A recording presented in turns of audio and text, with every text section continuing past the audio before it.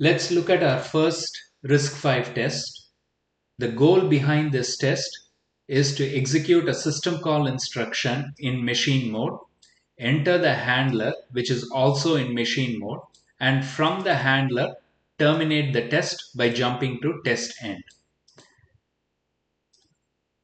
We first begin with a dot option no RVC directive to the assembler, which prevents the assembler from generating any compressed instructions.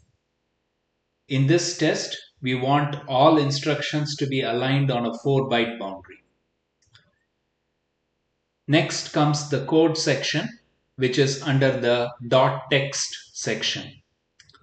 In the code section, we define a global symbol _start, which is used as an entry point to the program and is used by the linker.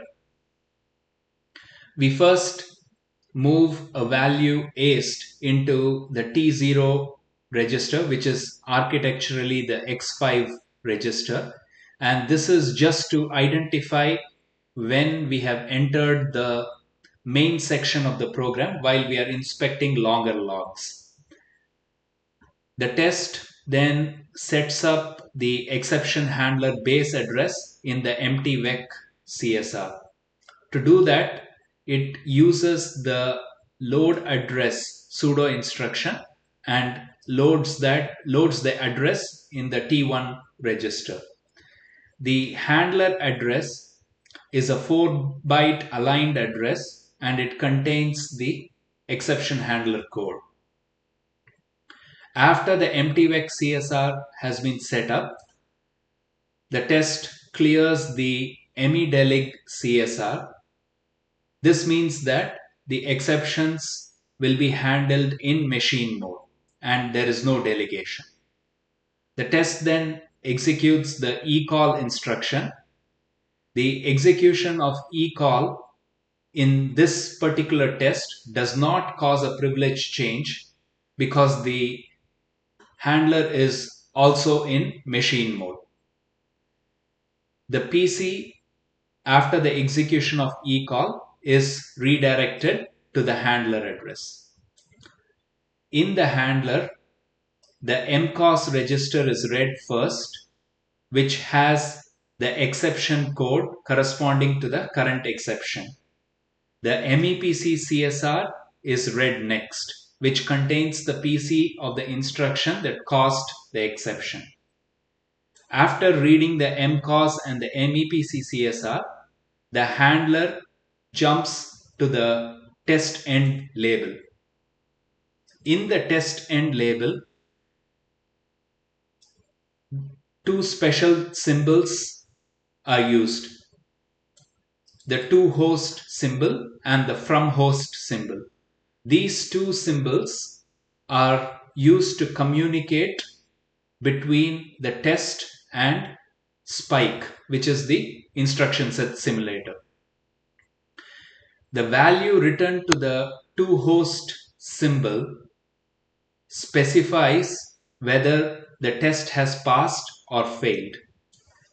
The least significant bit indicates whether the test has finished, and the upper 63 bits contain the exit code, which happens to be 0 if the test has passed, non-zero otherwise.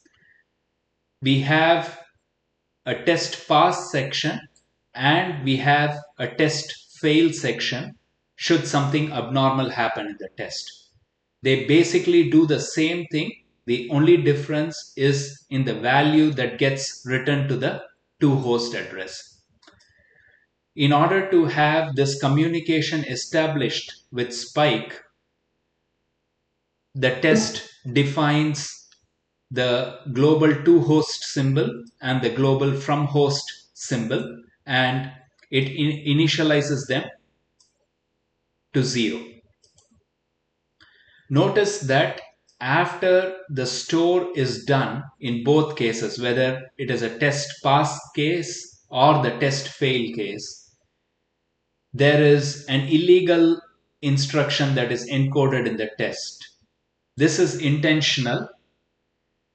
Typically, the spike's polling mechanism does not immediately terminate the test when the store to to host is observed for performance reasons. It polls the to host address once in every 10,000 instructions. Since in this case, we want the test to be terminated immediately after the store, we follow it with an illegal instruction. The illegal instruction, when it is executed, it causes an exception, and this exception forces the spike emulator's main loop to pause its normal execution flow and to poll the to host address. This causes the test to terminate after the store to the to host address. In the next video, we will take a look at running this test on Spike and subsequently inspecting the logs.